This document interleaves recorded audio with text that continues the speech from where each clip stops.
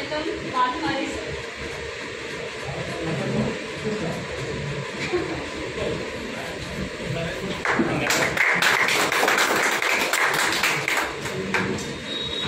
Now I would like to request Sakshi to welcome Tejasvi ma'am.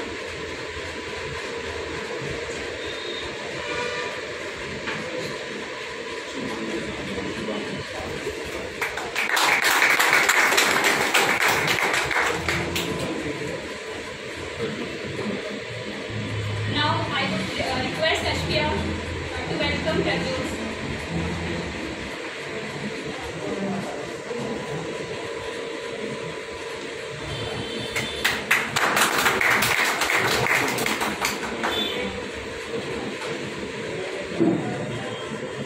So I would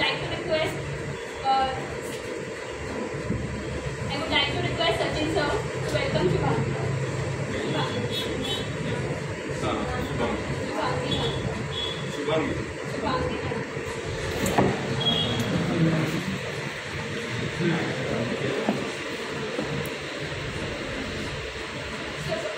I would like to request Shubhangi ma'am to welcome Rahul sir.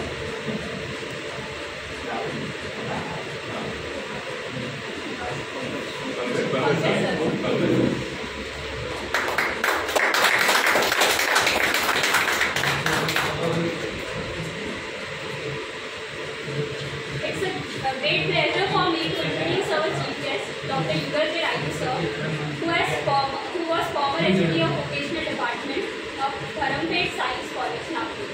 Sir has done DEE, EDD, AMI, Electrical Engineering, MBA, Higher Diploma in Russia, MA, PhD in English Literature. Sir works for many social causes and also a motivational speaker. So I request our chief guest to motivate us with your kind words.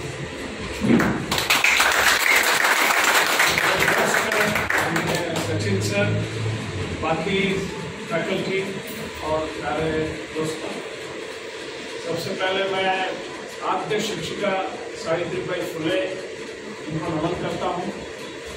वैसे doctor Baba Saheb Ambedkar, the greatest educated son of mother India, उनको सलाम करता हूँ और महात्मा ज्योतिबा फुले उनको सलाम करता हूँ।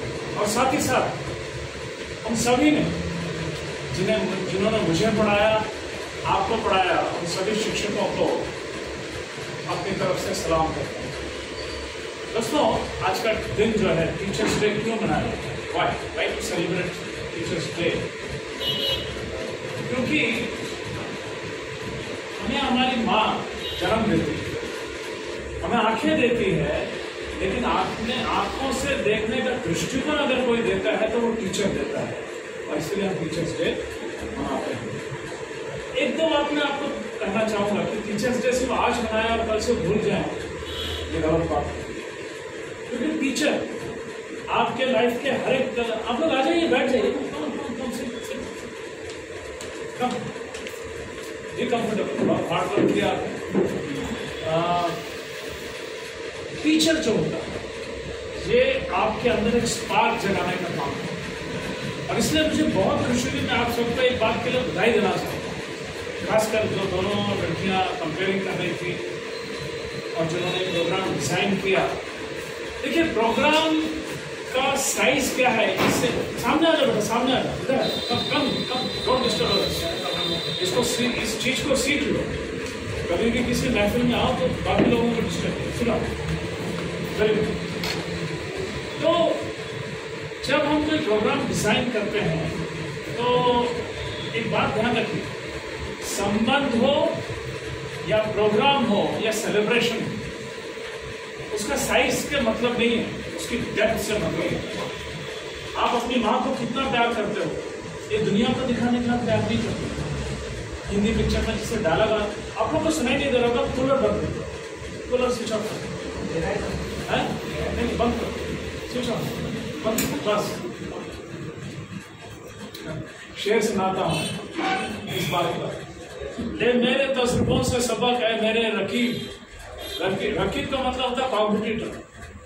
ले मेरे तजुर्बों से सबक है मेरे रकीब, 2-4 साल उम्र में तुझसे बड़ा हूँ।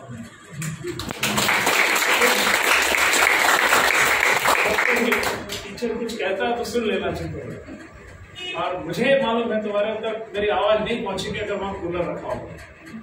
तो anyway, depth of relationship, depth of celebration, depth of love, ये दुनिया में सबसे ज्यादा होना चाहिए।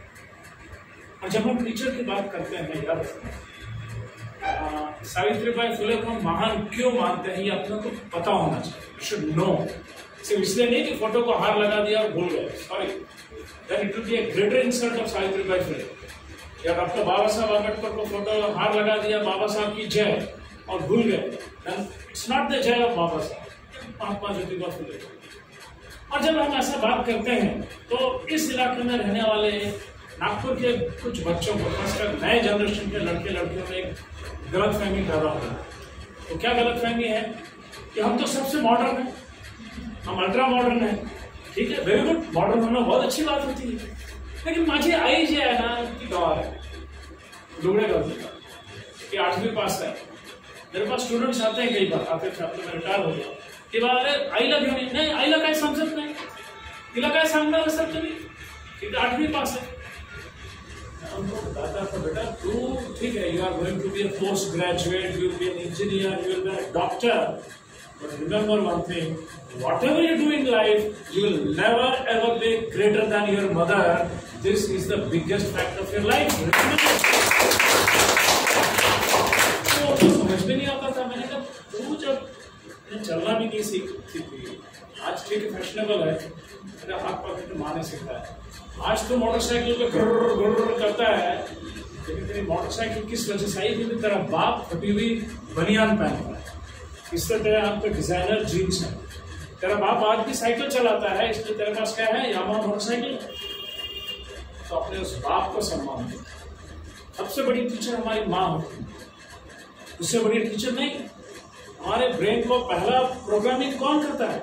आई करते, सगळं शिकवते आपल्याला, तो उसका सम्मान किए बिना आप आगे जा नहीं सकते। उसको नहीं देखा हमने कभी, हमें उसकी जरूरत क्या होगी? ऐ माँ तेरी सूरत से अलग भगवान की सूरत क्या होगी?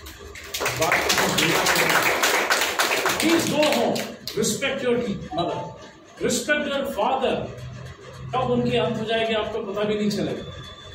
और जब उनका अंत हो जाता है, नेचुरली आपसे 20 साल, आपके मौत से 20 साल पहले उनकी मौत के बाद वो 20 साल हर रोज याद करते हुए जीने से अच्छा ये है कि जिंदा रहते वक्त हम उनके साथ प्यार के साथ जिए, हम उनको इज्जत दें, ताकि जब वो चले जाएं हमारे मन में खुशी रहे कि हमने उनके साथ अच्छा वक्त बिताया।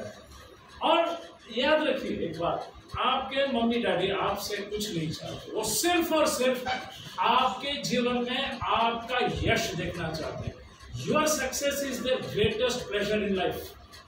और अगर आप कुछ कर सकें, जब तक आप IAS बनेंगे, UPSC या UPSC बिल्कुल पास करें, एक सपना रखिए कि जिस दिन मेरा पहला तनख्वाह होगा तो एक अच्छी साड़ी खरीद कर अपनी माँ को दूंगा और एक अच्छा शर्ट या धोती खरीद कर अपने बाप को दूंगा। ओलंपिक गोल्ड मेडल में जितना मजा नहीं आता उतना मजा आपको मम्मी डैडी को आ जाएगा। एक छोटा सा याद रखें। दूसरी बात, अब मैं आपके प्रोफेशन के बारे में आता हूँ। तो टीचर्स की बात हो गई, हम सावित्रीबाई फुले को महान टीचर क्यों मानते हैं? डॉक्टर सर्वपल्ली राधाकृष्णन को भी मानते हैं, क्यों? डॉक्टर राधाकृष्णन को जब कोई लोग राष्ट्रपति बन चुके थे तो उनका सत्कार करने गए, तो राधाकृष्णन ने कहा सब ठीक है, आज आप लोग मेरे को राष्ट्रपति हूं करके सत्कार कर रहे हो, नहीं, आप मेरा सत्कार इसलिए करो क्योंकि मैं टीचर हूं। और इसलिए आज से मैं चाहता हूं मेरा जन्मदिन टीचर्स डे मनाया जाए और मेरा जन्म डेडिकेटेड टू टीचर्स। तो राधाकृष्णन ने ये बोला कि राष्ट्रपति का पद से बड़ा कोई पद है, कोई टीचर का पद है। इस बात को आप लोग भूलना नहीं, ये बात अलग है। आपके सरकार ने राष्ट्रपति पद को ही खत्म कर दी, उसकी पूरी गरिमा खत्म कर दी है। ठीक है, वो जो मैं सावित्रीबाई, मेरा जो PhD मैंने लिखा, तो PhD के पहले पैराग्राफ में मैंने 2 लोगों को डेडिकेट किया। पहला था सावित्रीबाई फुले और दूसरा कार्ल मार्क्स, तीसरा डॉक्टर बाबा साहब आंबेडकर। तो वो जो HOD थे इंग्लिश लिटरेचर के, तो सर राइलो सर आपका PhD इंग्लिश लिटरेचर में, सावित्रीबाई फुले का क्या काम? सर रिवोल्यूशनरी जो होता है जो क्रांतिकारी होता है उसको हम एक सब्जेक्ट में बात कर नहीं रख सकते। तो उन्होंने दूसरी बात कही, बोले आप तो साउथ इंडियन, आप तो सावित्रीबाई फुले के बारे में क्या मालूम? मैंने उनको कहा सर सावित्रीबाई महाराष्ट्रियन थी क्या? तो क्या बकवास है? मतलब फिर पूछ रहा हूँ उसको, सावित्रीबाई महाराष्ट्रियन थी क्या, मराठी थी क्या? तो बाद में योगा अक्षय कुमार नहीं sir, Savitribai Phule belongs to the humanity, she is greater than Maharashtra, she is greater than India, she belongs to humanity, human race. क्योंकि अगर सावित्रीबाई फुले नहीं पढ़ती तो शायद मेरी माँ पढ़ती, और मेरी माँ अगर नहीं पढ़ती तो मैं कहाँ से पढ़ता, मैं कहाँ से पीएचडी करता? अगर मैंने कहीं किया है तो मेरी माँ आठवीं क्लास पढ़ी, मेरी माँ ज़्यादा नहीं पढ़ी, 8वीं क्लास पढ़ी, लेकिन उसके पढ़ने से डिसिप्लिन नहीं आया। सावित्रीबाई फुले के बारे में मुझे सबसे अच्छी बात जो लगती है, हम कंसंट्रेशन, फोकस सिखाते हैं। आजकल एमबीए में, मैनेजमेंट में फोकस करा, अरे फोकस होना चाहिए। सावित्रीबाई फुले सर तिच्यावर म्हणजे काय गोबर फेकण्यात आला होता आणि एक इंग्रज ऑफिसरने म्हटलं की मॅडम तुम्ही कंप्लेंट का नाही करत, आम्ही सगळं ठीकठाक करून देऊ। सावित्रीबाई फुलेंनी खूप सुंदर उत्तर दिलं की सर मला इतिहास घडवायचा आहे, आणि इतिहास घडवणारे अशा नालायक लोकांच्या मागे धावत नाही, ते आपला मार्ग शोधत असतात। आणि काय झालं, इतिहास घडवला त्यांनी। तिच्या मरणानंतर 150 वर्षानंतर माझ्यासारखे एक पुरुष सावित्रीबाई फुलेंचे नाव घेतोय आणि स्वतःची पाठ ठोकतोय, पण ज्यांनी खांड फेकला त्याचं नाव सुद्धा आपल्याला माहिती आहे का? आपल्याला आपको ये सीखना, नजर मंजिल पर हो तो इधर उधर क्या है ये हमको समझने की जरूरत नहीं। एक बात। दूसरी बात, लगन अगर हमारे अंदर, you are trying to gain something in life, आपका कुछ सीखने के आपका अंदाज है, कुछ फोकस है, तब तो बाबा साहब से हम क्यों नहीं सीखें? बाबा साहब ने क्या किया, ये लिखा, वो लिखा है, वो बाजू रखो। हम क्या करते हैं, बाबा साहब का फोटो लगाते हैं भिंती पर, और ए बाबा साहब भिंतीवर लावला आहे, किस जायचं? आयुष्यात नाही आहे, कारण आयुष्यात आलं, बाबासाहेब आयुष्यात आल्याचं कारण सिगरेट बंद, दारू बंद, इतके तिकडे फिरणं बंद, रोज 6 तास अभ्यास सुरू, आईची इज्जत, बहिणीची इज्जत, त्या मुलींची इज्जत, हे सगळं करावं लागेल, नाही तर बाबासाहेब आयुष्यात आम्ही डिस्टर्ब होणार। म्हणून बाबासाहेब तुम्ही भिंतीवर बरे आहे, आमच्या आयुष्यात येऊ नका। जब वो 4th क्लास में थे तो उनको क्या कहा गया कि आपको क्लास के अंदर आना संभव नहीं है, क्योंकि क्लास में उच्च शिक्षित उच्च वर्णीय लोग बैठा, वो आपके पानी दे दो।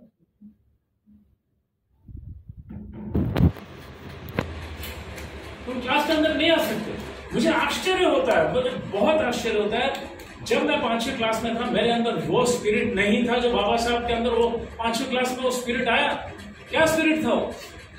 मैं कहाँ बैठूंगा ये महत्व का नहीं है, मैं अंदर बैठूं या बाहर बैठूं मेरे लिए महत्व का नहीं है। मेरे लिए महत्व का है कि जो आप पढ़ा रहे हैं पढ़ूं या नहीं, मुझे पढ़ना है।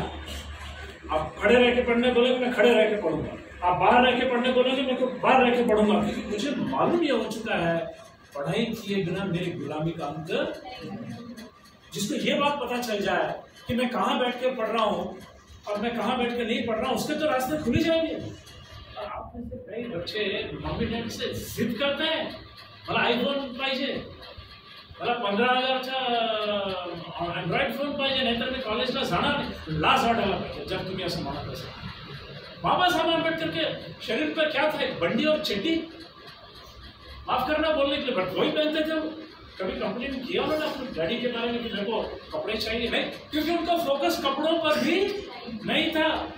और उससे भी बड़ी बात, सुबह से शाम तक प्यासे रहना, 4 घंटे 5 घंटे, क्योंकि आप उस पतीले को हाथ नहीं लगा सकते जिसमें पानी है, नो प्रॉब्लम, नहीं तो नहीं सही। फोकस कहाँ पर? फोकस पर, फोकस सीखने पर, लर्निंग पर। और क्योंकि मेरा लर्निंग छूट गया, मेरी गुलामी की जंजीरें टूटने वाली नहीं। मताए लो कलम छिन गई तो क्या गम है, फैज अहमद फैज की नस्ल का शेर सुना रहा हूं। मताए लो कलम छिन गई तो क्या गम है, मताए लो मतलब लोहे की मजबूत कलम छिन गई तो क्या गम है। आजा आजा अंदर आजा, कम इन से आजा आजा। और पहले तो तुमको फंक्शन देना चाहिए, लेट आया, अच्छा नहीं है पहले से बैठो, इधर इधर कम कम इधर।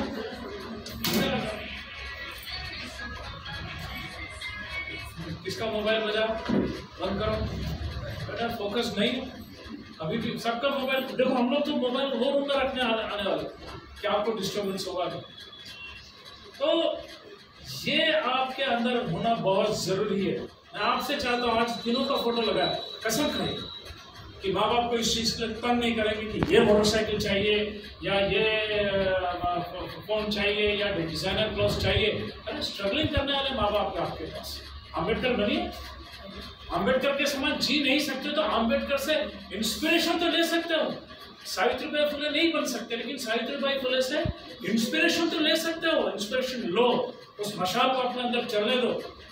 तो मैंने क्या कहा था कि बताया लाओ कलम छिन गई तो क्या गम है कि खूने जिगर में डुबो ली है उंगलियां मैंने। अगर लिखने के लिए पेन नहीं है तो अपने ही दिल के खून में अपनी उंगलियां डुबो के मैं लिखने की कोशिश करूंगा। बताए लाओ कलम छिन गई तो क्या गम है कि डिस्टर्ब नहीं करना। मैं चलो जल्दी अच्छा है राइट। तो बताए लाओ कलम छिन गई तो क्या गम है कि खूने जिगर में डुबो ली है उंगलियां मैंने। जुबान पे मोहर लगी तो क्या गम कि हर एक हल के जंजीर पे रख दी है जुबान। जंजीरें हैं, वो कह रहा है तुमने मेरे को जंजीरों से बांध दिया तो मैं जंजीरों की जो हल मतलब कड़ी, उस हर एक कड़ी पे मैंने अपनी जुबान रख दी। जब जब जंजीर बोलेगी मैं बोलूंगा, उनको मुझे छोड़ना ही पड़ेगा। दोस्तों आज तक मैं एक और बात करना, हम अर्जुन की बात बहुत करते हैं। अर्जुन अर्जुन अर्जुन, मैं कई बार हमारे भजनता वालों को बोलता हूँ नाटक करते अर्जुन। क्या फर्क है अर्जुन और दूसरों में? आप मानते हो नहीं मानते हो, महाभारत सच है झूठ है, I don't care, I don't care. क्यों? तो मैंने एक शेर लिखा था कि एक किताब एक चिराग एक उस्ताद, एक किताब एक चिराग एक उस्ताद है अगर बाकी तो हर अंधेरे में उम्मीद की एक रोशनी है बाकी। तीन चीजें आपके पास, एक किताब में अच्छा नॉलेज, आपके पास अच्छा नॉलेज। मेरी बात समझ में आ रही?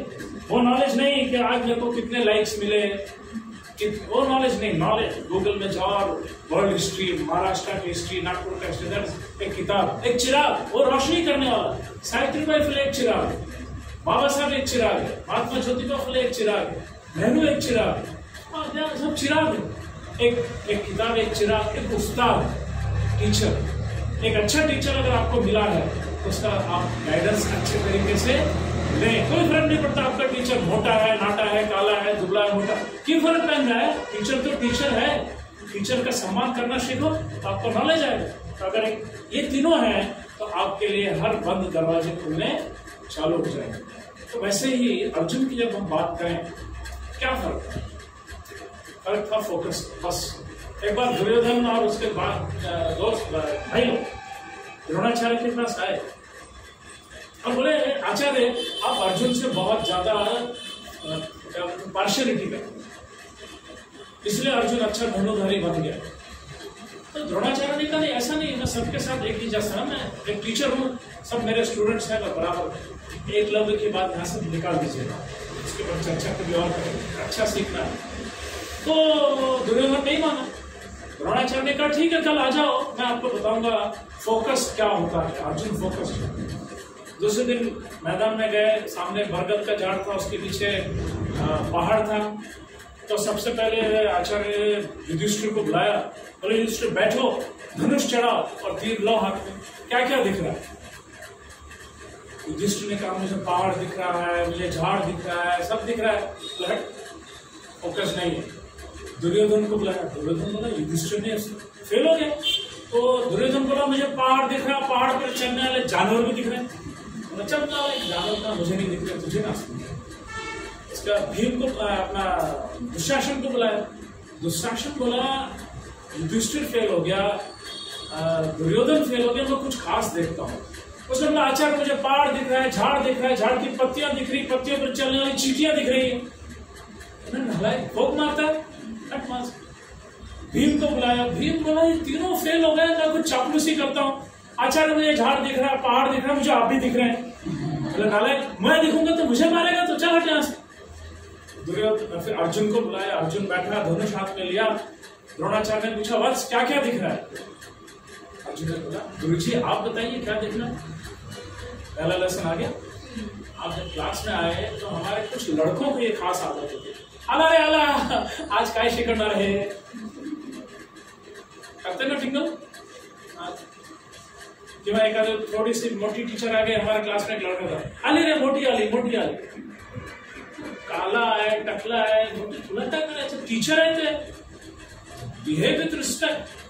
तो दुर्योधन ने पहला लेसन किया कि आपको क्या करना है, कौन किससे सीखना है, आपके आई से, बड़ी से, आई बाबा टीचर। तो द्रोणाचार्य ने कहा सही बात है बेटा, सामने देखो बरगद का झाड़ है। हाँ आचार्य गुरुजी दिख गया, अब बताओ दुर्योधन क्या क्या दिख रहा है। अर्जुन बोले क्या क्या, मुझे सिर्फ बरगद का झाड़ दिख रहा है, बाकी कुछ नहीं दिख रहा है। तो बाकी कौरव हंसने लगे, इतना बड़ा पहाड़ नहीं दिख रहा है सामने को। द्रोणाचार्य खुश हो गए, आपके लिए लेसन क्या है, दुनिया है, किसके पास मोटरसाइकिल है, किसका कितना बड़ा घर है, किसके गले में कितने तोले का हार है, ये आपका फोकस नहीं है। वो पहाड़ है, वो बाकी सब है, आपका बरगद का झाड़ है। बरगद का झाड़ मतलब आपका आईएएस एकेडमी, आपका कॉलेज का फर्स्ट ईयर है, सेकेंड ईयर, ये आपका बरगद का झाड़ है। बाकी चीजों से आपको कोई मतलब नहीं होना चाहिए। थोड़ी देर के बाद आचार्य ने पूछा अर्जुन अब ठीक से देखो क्या दिख रहा है। अर्जुन ने बोला क्यों, बोले बरगद के दाहिनी डगाल पर एक चिड़िया बैठी। अर्जुन ने कहा सर अब मुझे बरगद का झाड़ नहीं दिख रहा है। आपने कोई कॉलेज में एडमिशन लिया तो कॉलेज आपका बरगद का झाड़ था, लेकिन आपका एडमिशन होने तक, एडमिशन हो गया आपका सेकेंड ईयर का क्लास, बाकी कॉलेज से आपको कुछ लेना देना नहीं, आपकी क्लास से फोकस रखिए। कौन रहा कितने पीछे, क्यों हो तेरा इस पर ध्यान, कौन रहा कितने पीछे, क्यों हो तेरा इस पर ध्यान, तेरी स्पर्धा तो तुझसे है, तू स्थापित कर नए कीर्तिमान। अपने विगत कीर्तिमानों के प्रति जब मन में स्पर्धा जागे तो बढ़ उठेंगे तेरे अपने ही कदम, तेरे ही अपने कदमों के आगे।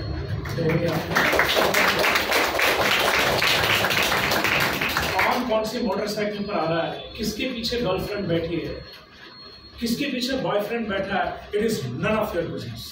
वो जाने, उनकी खुदाई जाने, उनका वो महकमा जाने। अपने तो अपने डैड ने, अपने मॉम ने बड़ा फीस दिया है, कॉलेज पढ़ना है, एकेडमी में आना है और अपने को पढ़ाई करनी है। अपने को बरगद के झाड़ से कुछ मतलब नहीं है। इसका मतलब ये नहीं कहना दोस्तों की इश्क ना करो। आप इसको बड़ा ड्राई आदमी दिखता है, मैं ये नहीं कह रहा हूँ आप प्यार ना करो, ये उम्र में प्यार होगा, लेकिन प्यार आपकी पहली प्रायोरिटी नहीं हो सकती। बाय द वे प्यार हो गया तो अच्छी बात है, कौन सी बुराई बात, लेकिन प्यार क्यों नहीं हुआ 24 घंटे में आप डिस्टर्ब हो तो बर्बादी निश्चित है। 100% गारंटी के साथ मैं आपको गारंटी कार्ड लिख के देता हूँ, भाई साहब आप मुझे 6 महीने के बाद पागल खाने चौक में जरूर दिखोगे। जटाएं बड़ी, बहुत पॉकेट गंदा, चेहरा गंदा, मेरे को वो माँ बोल के चली गई। तो मैं इश्क के खिलाफ नहीं हूँ, बेशक कीजिए आप, लेकिन इश्क करने का भी तरीका होता है, और उस पर कभी और बात करेंगे।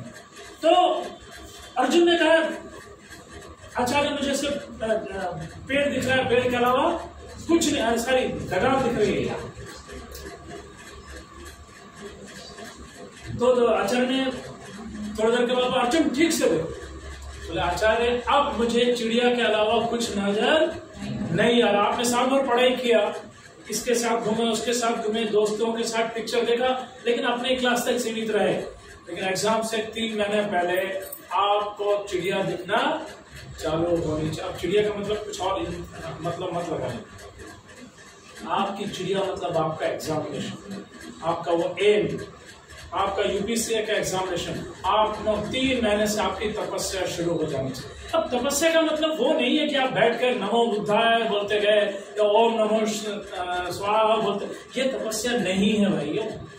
तपस्या का मतलब होता है पूरी मन लगाकर, पूरी श्रद्धा के साथ अपने काम को करना। तपस्या का मतलब होता है जिस कंसंट्रेशन के साथ आपकी माँ सुबह खाना बनाती है।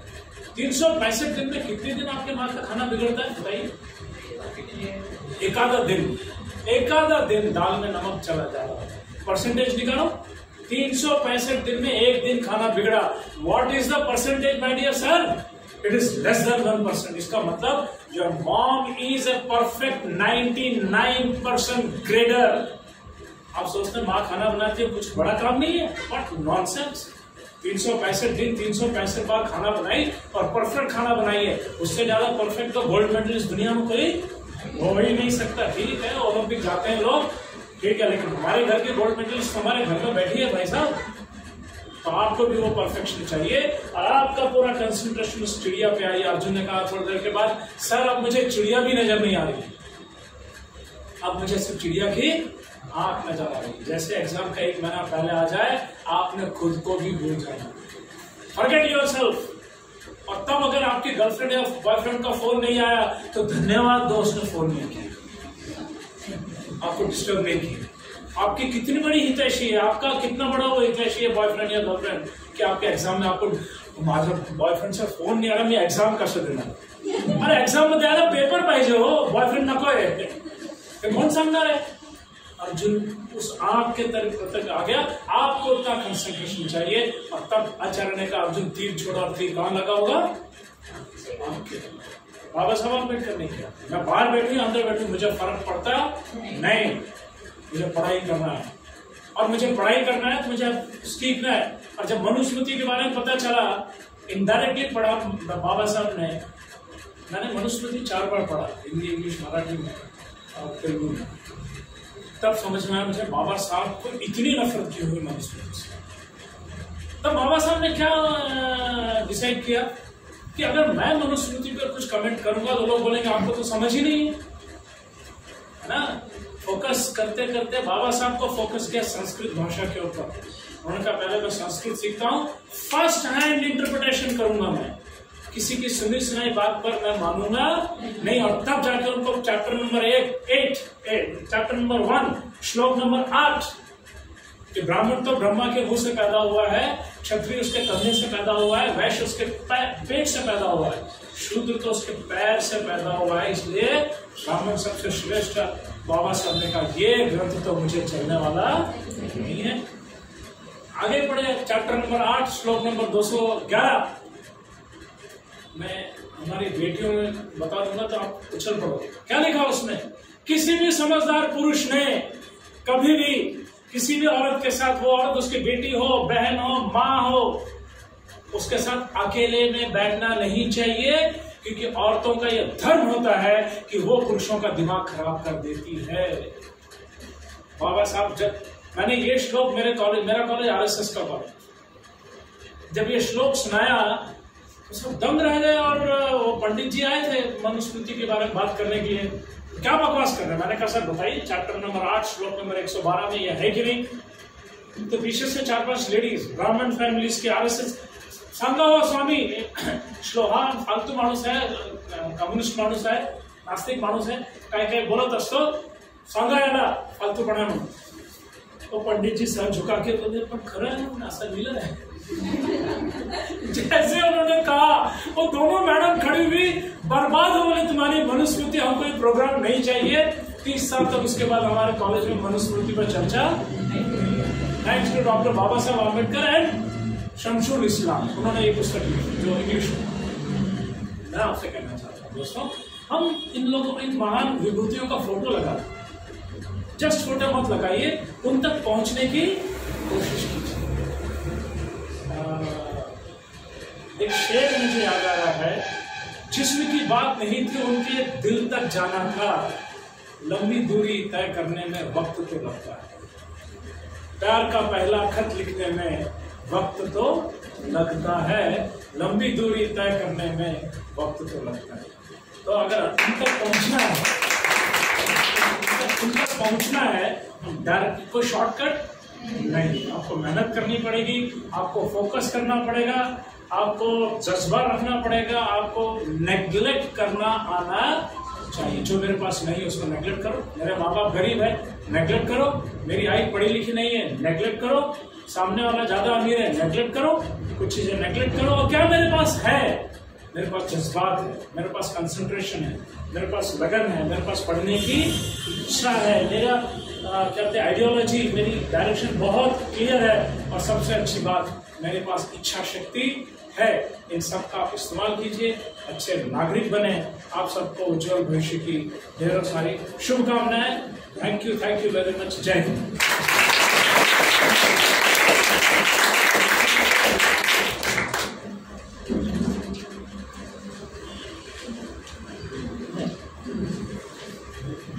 Thank you so much, sir. That was much indeed motivating and informative. We are so honored and privileged to have you amongst us. Now I would like to request Sachin sir to honor our chief guest. झालं ना माझं आम्हाला हे झालं ना मग पुन्हा पुन्हा येईल अशा वेळेस.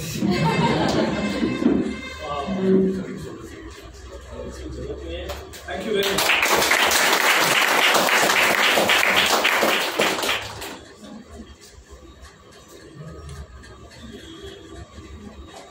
There is a collection. We forgot to welcome our sir, Sachin sir. So I would like to request our batch to please come, and we will all welcome you, sir.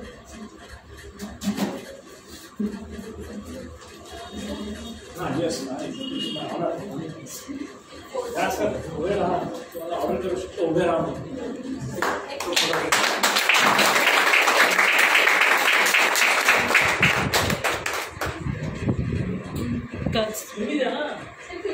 On behalf of all the students, sir.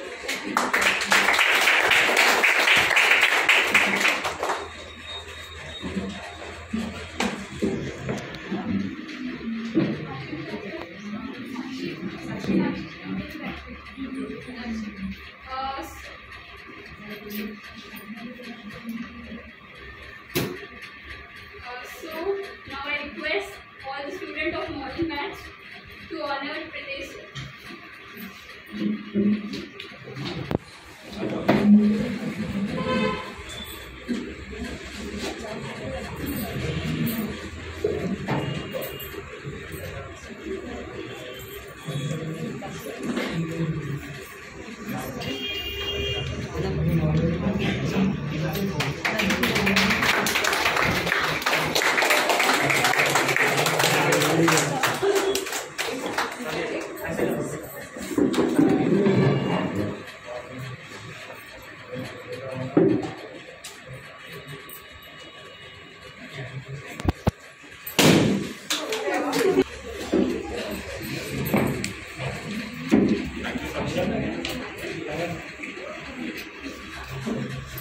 सबसे पहले जो अपने महापुरुष है, जैसे अपन बोलते हैं, सबसे पहले तो मम्मी अपनी सबसे पहली गुरु होती है ना। सेकंड जो टीचर्स होते हैं, जो अपने को जो नॉलेज देते हैं, जो अपनी पर्सनालिटी इम्प्रूव करते हैं, या जो पर्सनालिटी जो होते हैं अपन बनाते हैं, और जो अपने इंस्पिरेशन होते हैं, है ना। तो उसमें से जैसे किसी का B.R. अम्बेडकर हो सकते हैं, किसी के महात्मा फुले हो सकते हैं, किसी के सावित्रीबाई फुले हो सकते हैं, और किसी के कुछ भी हो सकता है। तो मैं सबको नमन करता हूँ।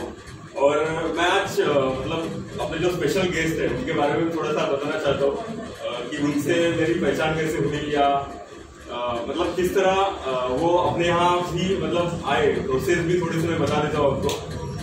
कि सर के साथ मेरा जैसे न्यू विजन IAS एकेडमी जो मैंने बोला था, जहाँ पे मैं पहले काम करता था, वहाँ पे मेरी पहचान हुई। और मेरे जो कजिन ब्रदर है जो जॉइंट कमिश्नर है इनकम टैक्स में, तो एक्चुअली सर से बहुत ही इंस्पायरेशन थे, वो मतलब इंस्पायर्ड थे। सर NEDT में थे तब मेरे भैया कोर डायरेक्टर थे, तब sir as a guest lecture जाते थे NEDT में, national academy of direct tax, जो IRS को ट्रेनिंग देती है, वहाँ सर गेस्ट लेक्चर को जाते थे। तो वहां से फिर न्यू विजन में आए, फिर हमारे जो यूपीएससी के इंटरव्यू पैनल के सर चेयरमैन रहते थे। ये तो मेरी बात हो गई। देन आप इनके बारे में अगर देखेंगे तो सर ने मतलब बहुत ही इंटरनेशनल कॉन्फ्रेंस में भी सर इलेक्टोरल रिफॉर्म है ना, हाँ सर कहाँ पे क्या था, बर्लिन में सर ने पेपर प्रेजेंट किए थे इलेक्टोरल रिफॉर्म पे। और सबसे खास बात यह है कि मतलब इनके बारे में कि ये सोशली बहुत ही एक्टिव है। जनरली क्या होता है कि आदमी रिटायर होने के बाद क्या सोचता है कि आगे की जिंदगी हाँ, लेकिन आप देखिए इवन लॉकडाउन के आप पीरियड में भी देखिए कि सर के कंटिन्यूस प्रोग्राम चले, इवन फार्मर प्रोटेस्ट से लेके, और मतलब मैं हमेशा सर के प्रोग्राम्स वगैरह सबका मैं देखते रहता हूँ, फेसबुक पे मैं देखते रहता हूँ सर के बारे में। तो कोई भी प्रोग्राम है किसी भी बारे में रहे तो सर बहुत ही एक्टिव है। सर जो इंडिया पीस सेंटर है नागपुर में, तो वहां पे भी एक्टिव एज ए लीडर है, और बहुत सारे प्रोग्राम में भी। और इवन सर कन्हैया कुमार को भी सर ने लाया था अपने जो यहाँ पे धर्मपेट साइंस में, धनोटे नेशनल कॉलेज, सॉरी, हाँ।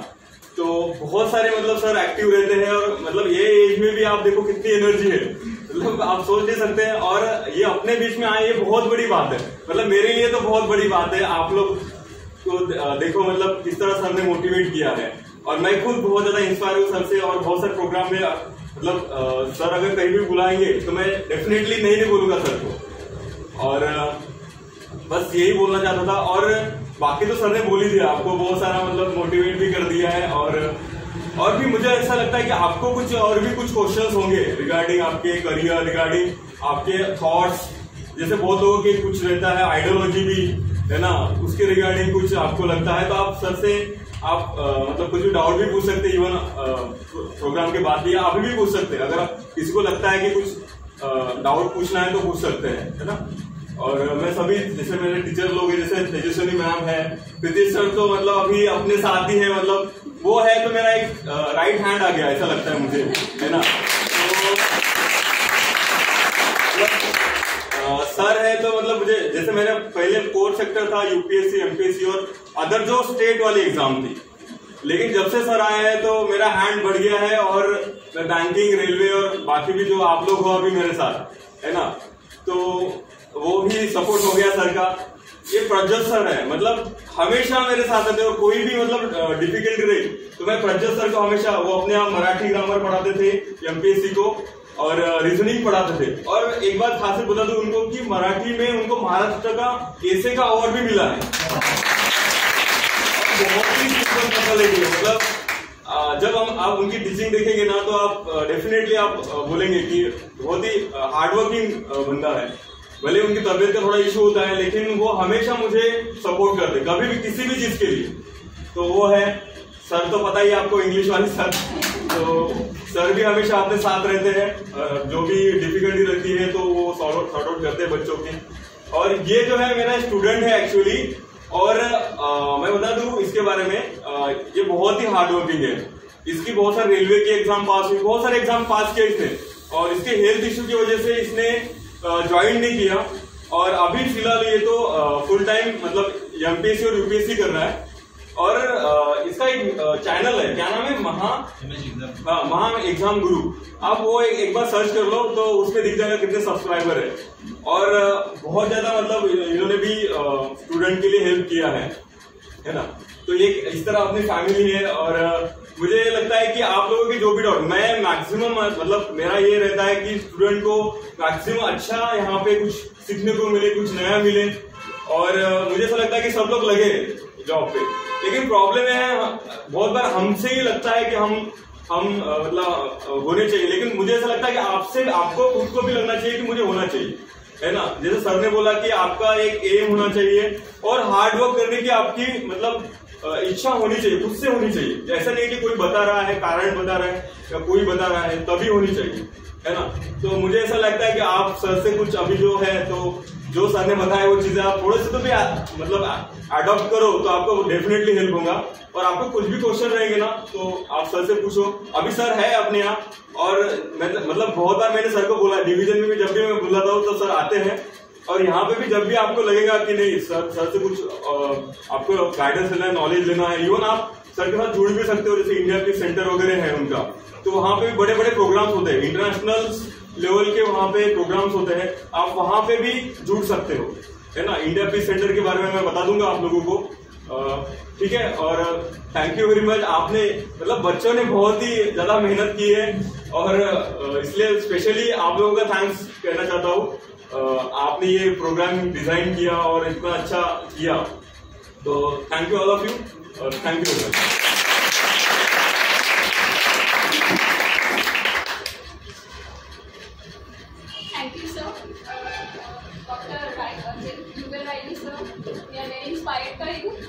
Thank you for motivating us. Now I would like to request Pritesh sir.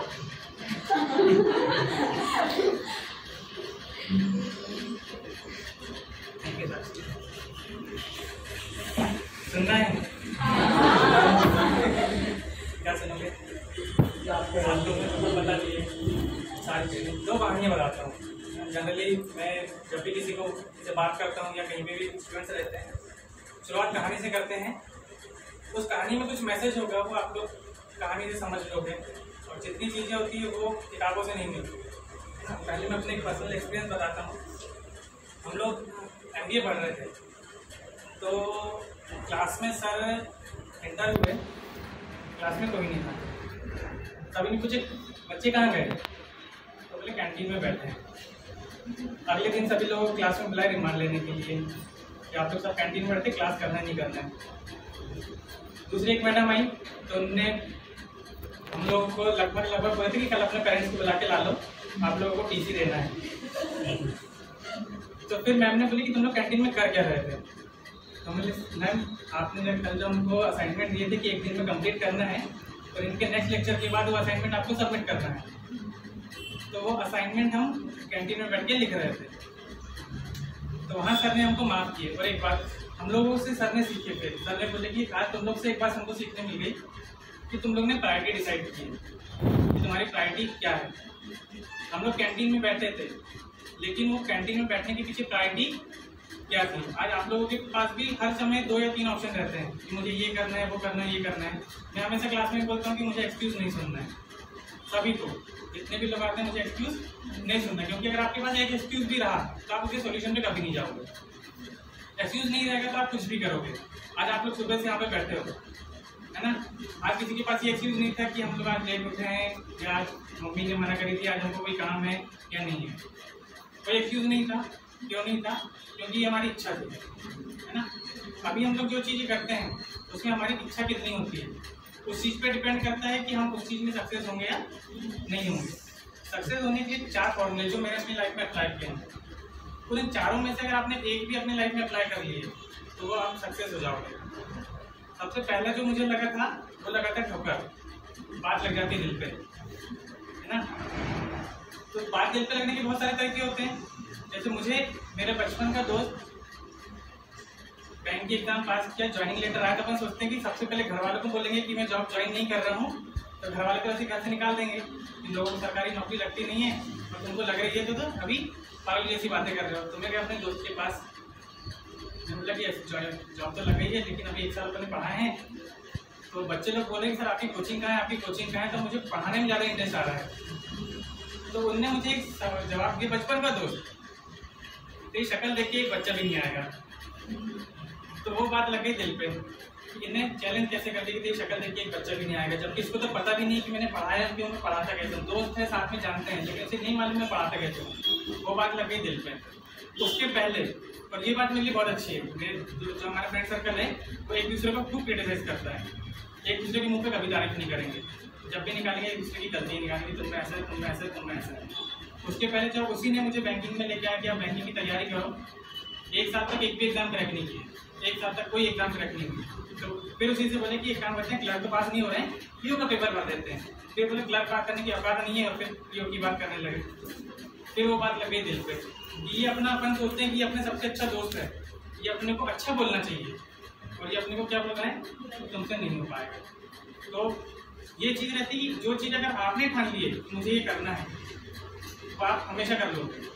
आप लोग अपने इतिहास हिस्ट्री में कभी भी देख रहे हैं कि जो चीज़ आपको चाहिए थी तो आपने करके रहे हो, बस उसके पीछे ये चीज़ रही है कि आप उसके लिए कितने दृढ़ संकल्प रहे हो, आपका पैशन कितना है। साइकिल चलाने के लिए किसी ने आप लोगों को सबसे पहले बात नहीं बोले हो कि आप बेटा मैं तुमको साइकिल सिखाता हूँ। जब लगा होगा कि हमको साइकिल चलाना सीखा है, चुपके से साइकिल लेके गए होंगे और खुद से सीख होंगे। 90% ने तो ऐसे ही सीखे हैं, जो बहुत पैम्पर टाइप के होंगे तो उनको पकड़ के सिखा दिए होंगे, लेकिन 90% ने साइकिल ऐसे सीखी कि चुपके से बड़ी साइकिल निकाले और लेके गए, पहली बार गिरा भी दिए होंगे तो लाके चुपचाप लाके खड़ी कर दिए। तो वो अपना क्या था कि हमको करना था।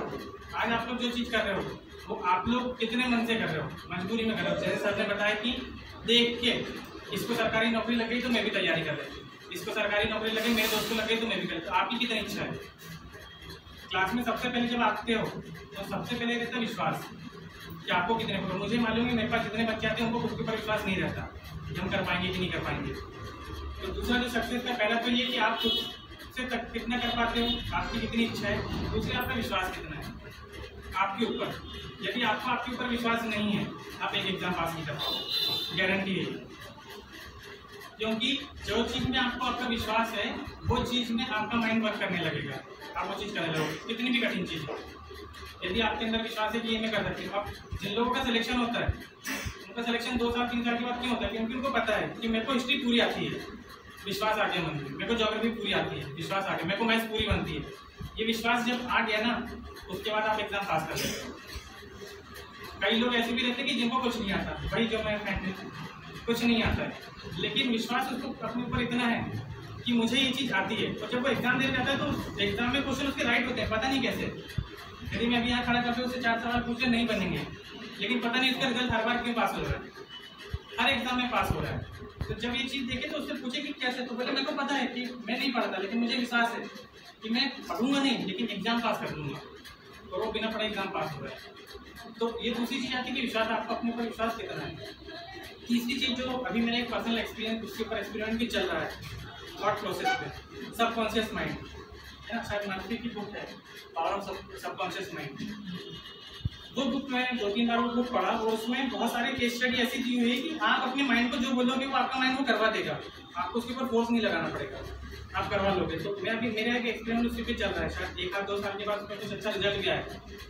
तो वो चीज़ मैंने देखा कि इस चीज़ में चीज़ होती कि नहीं। तो आपने अगर अपने माइंड को बता दिए फोकस, जैसे सर ने बोले कि सिर्फ आँख देखना चाहिए, तो आपका फोकस सपने में दिखना चाहिए कि हाँ मेरा ये है, तो वो चीज़ है। उसमें आप अगर आपने अपने माइंड को बता दिए कि मुझे ये चीज़ करना है, आपका माइंड इस पर काम करवाने लगेगा, ऑटोमेटिक करवाएगा। लेकिन वो आपके माइंड को एक्सेप्ट करवाना पड़ेगा। ऐसा नहीं जैसे आप बोलोगे कि मेरे को यहाँ से कूदना है नीचे, ऊपर से नीचे कूद सकते हैं, डेफिनेटली कूदोगे कुछ नहीं होगा। लेकिन अगर 1% भी आपको डाउट है ना, टांगे टूट जाएगी। लेकिन अगर आपको डाउट नहीं है कुछ नहीं होगा, कूदोगे। बचपन में कूदे हैं, ऊंची ऊंची दीवारों से, बड़े बड़े जगह से कूदे, क्यों? क्योंकि डाउट नहीं था मन में, ये कर लेंगे तो ये हो जाएगा या नहीं होगा। आज डाउट है मन में। चौथी चीज़ जो है वह जो बनना चाहते हो वो बनने के पहले चीज़। यदि आपको ऐसा लगता है कि मुझे यूपीएससी क्रैक करके कलेक्टर बनना है, कलेक्टर की बनने के पहले कलेक्टर की लाइफ जियो, रूटीन अपना लो कलेक्टर की, क्या होती है, कितने घंटे काम करता है, कैसी उनकी लाइफ होती है, क्या रिस्पॉन्सिबिलिटीज होती हैं, क्या चीज़ देखते हैं, कैसा सोचते हैं, वो लोगों को कैसे देखते हैं, लोगों को कैसा सोचते हैं, उनको कितनी चीज़ डिस्ट्रैक्ट करती है, कितनी चीज़ें आती है, उनकी लाइफ जी लो। यदि आपको आर्मी में जाना है तो आर्मी की लाइफ पहले अभी से जी लो। अभी सोचते हैं कि हमको आर्मी में जाना है, पुलिस में जाना है, और अगर थोड़ा सा बोले कि 2 घंटे का फिजिकल वर्क कर लो, नहीं होता है। तो जो भी चीज़ बनना है अगर उसकी लाइफ आपने पहले जी ली है, डेफिनेटली आप वो चीज़ बन जाओगे। तो कुछ चीज़ें ऐसी होती है कि जो मेहनत से होती है, कुछ चीज़ें ऐसी होती है जो थॉट से होती है। तो अगर आपने मेहनत के साथ साथ थॉट में काम करने लगे कि ये चीज़ हमको करना है तो आ जाए। तो सबसे मेन तो क्लास में हमेशा होता है कि डिसिप्लिन। अगर आप डिसिप्लिन में काम करोगे तो आपको सक्सेस होने से कोई नहीं रोक सकता। ठीक है, तो आज के लिए इतना ही।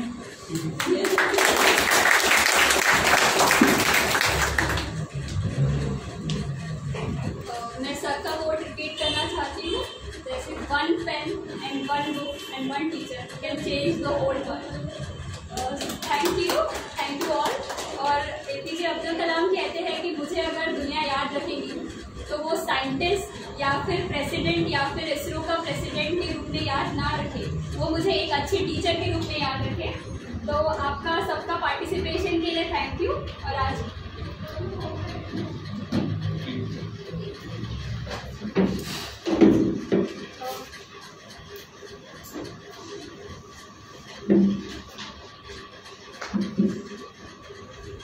इसके बाद जो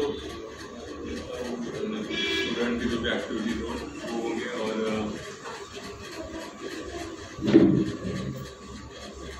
और सवाल है किसी का? आप कुछ सवाल अगर है क्वेश्चन मुझे वो ये मैं पहली बार एक्सपीरियंस किया। टीचर्स डे और सर कह रहे हैं कोई सवाल भी पूछे जाए, क्योंकि एक बात याद रखें, जिस क्लास में सवाल नहीं पूछा जाता है वो कब्रिस्तान होता है, वो क्लास नहीं है। सही बात है।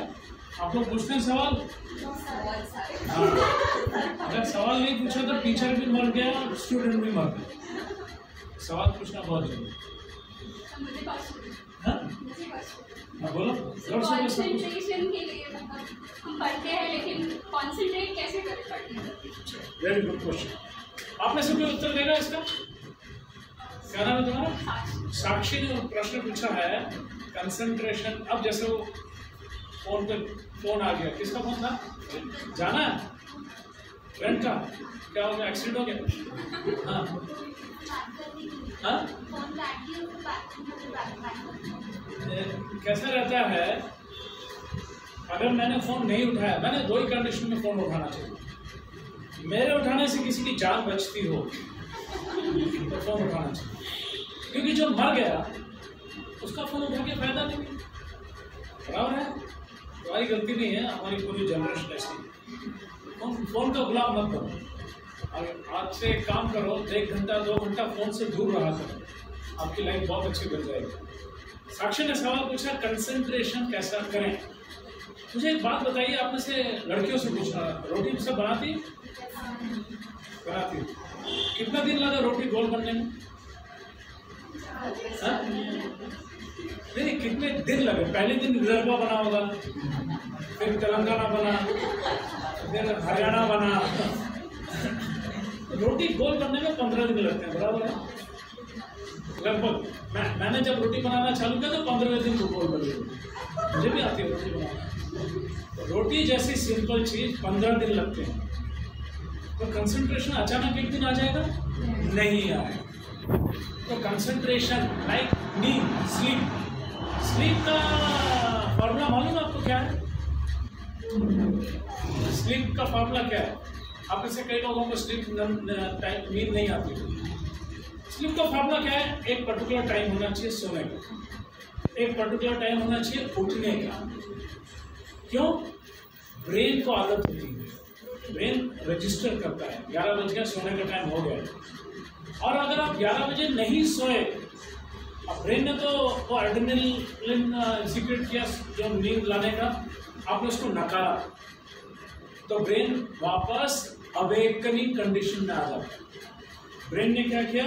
अपनी नींद को हटाना, और आपने सबकॉन्शियस माइंड की बात की, तो सबकॉन्शियस माइंड जागा हो जाता है, और आपके मन में फिर वो बचपन के ख्याल, वो cricket match, girlfriend, boyfriend, Aamir Khan, ये सब आने लगते हैं, और आपकी नींद हट जाती है। कितने घंटे की लगती है नींद? एक बार नींद हटी क्या 1.5 घंटे में नींद नहीं है। तो ये ब्रेन काम करता है। तो स्लीप के साथ जैसा हो रहा है वैसे ही आपके कंसंट्रेशन के लिए आप अपनी हैबिट से उस टाइम का पता लगाए जब आप लीस्ट डिस्टर्ब होते हैं। मेरी बात समझ में आए?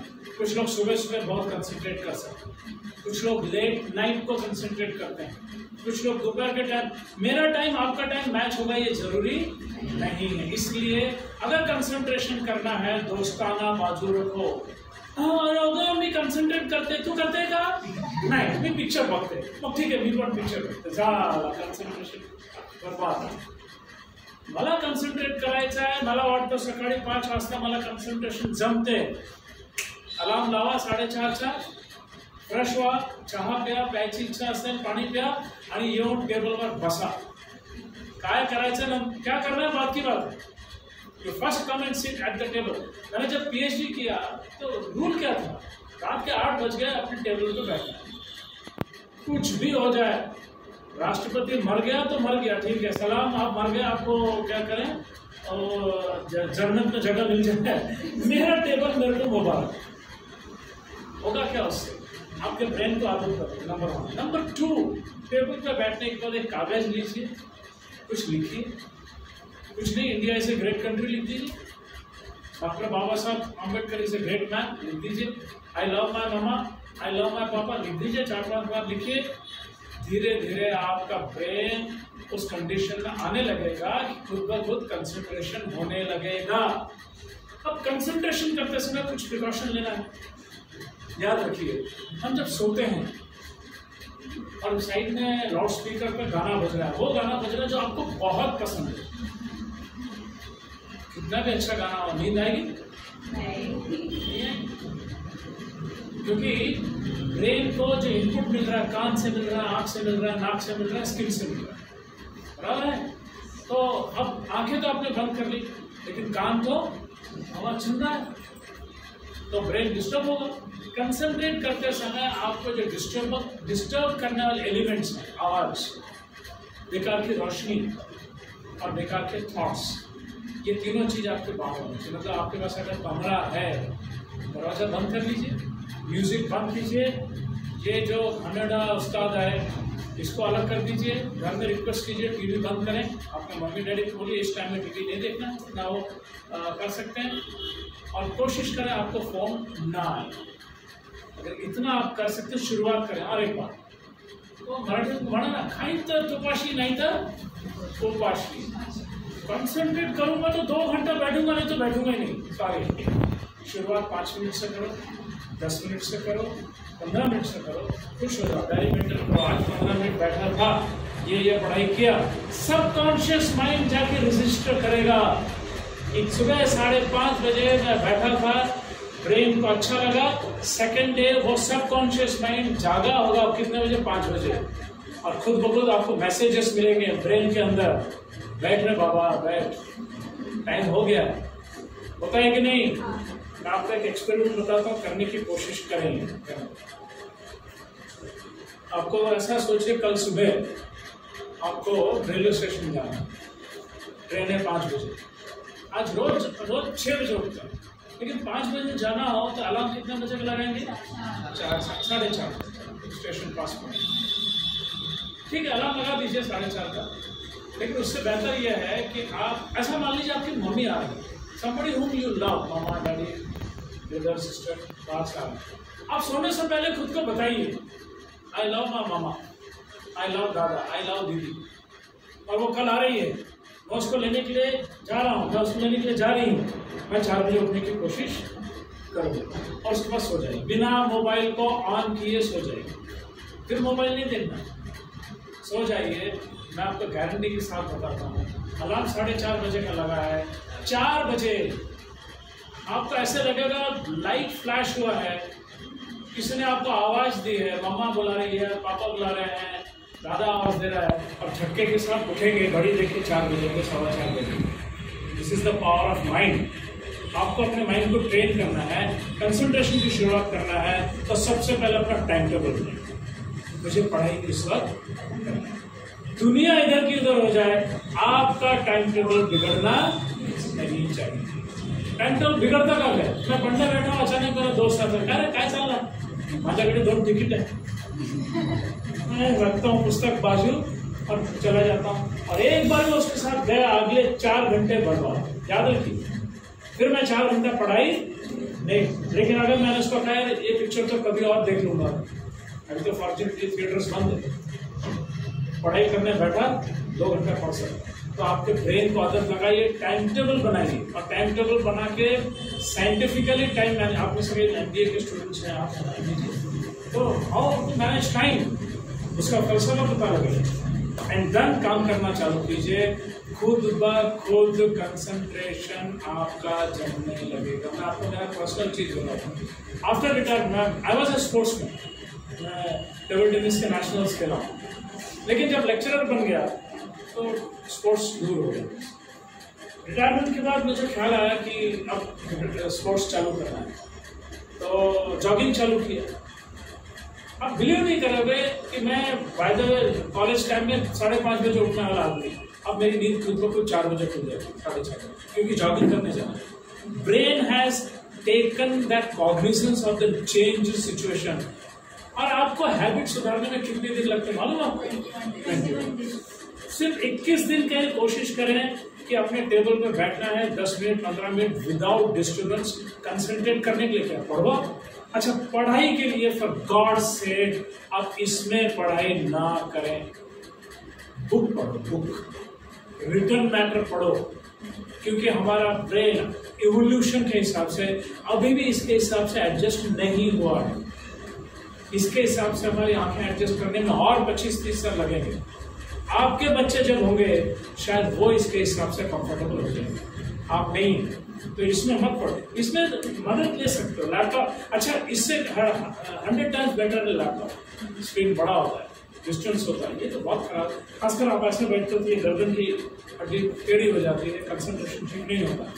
तो एक वो इसका वाक्य है, करत करत अभ्यास ते जड़मती हो तो सुजान, रसरी आवत जाते सिल पर परत निशान, पत्थर पे भी रस्सी निशान बनाओ। कोशिश करो, टाइमिंग मेंटेन करो, कंसंट्रेशन होगा, ठीक है।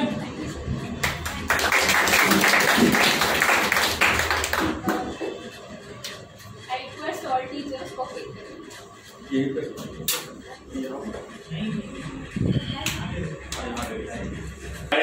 और सर वो जो है निखिल मेश्राम सर, वो ह्यूमन राइट्स के जो है एक्टिव मेंबर है और नॉर्थ नागपुर हेड भी है, और मेरे बहुत सारे प्रोग्राम्स में मतलब वो पार्टिसिपेट भी करते हैं और वो बुलाते भी हैं।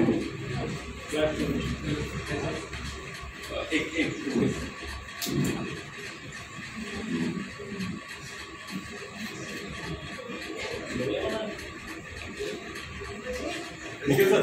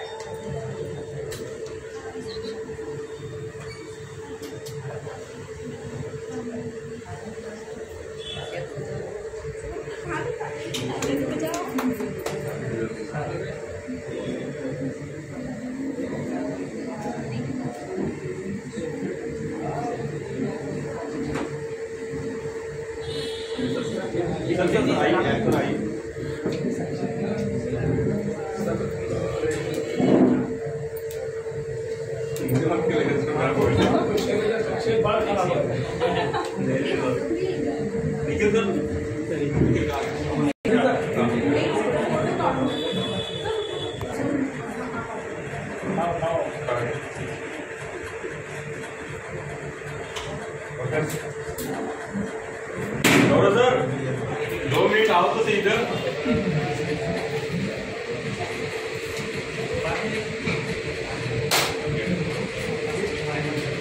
सर आओ।